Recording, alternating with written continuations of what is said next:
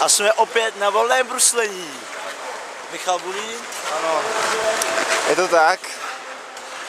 Bohužel bez holek, akorát Káťa se přidala, což je hodně dobře. A hradecký holky. A hradecký holky ty jsou ve frontě a Oňa, Taky ve frontě. ten se bojí s tupýma bruslema na led, takže musí počkat, až se nabrousí. Ale vidíme, že už je na řadě, takže každou chvilku je tady.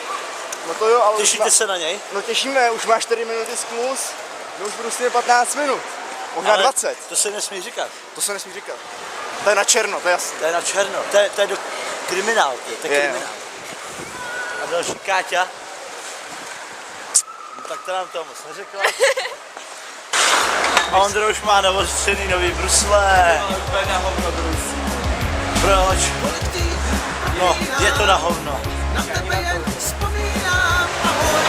Ty už ho nemáš nic. Jo vole, já jsem si to děláš pro tu Petra, ne?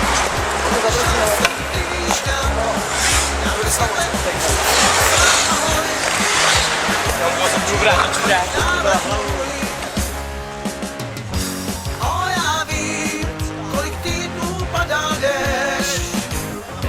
O já vím, kolik týdnů sama seš. Ať se měj a nezoufej. Tak to pozor, to vypěnám.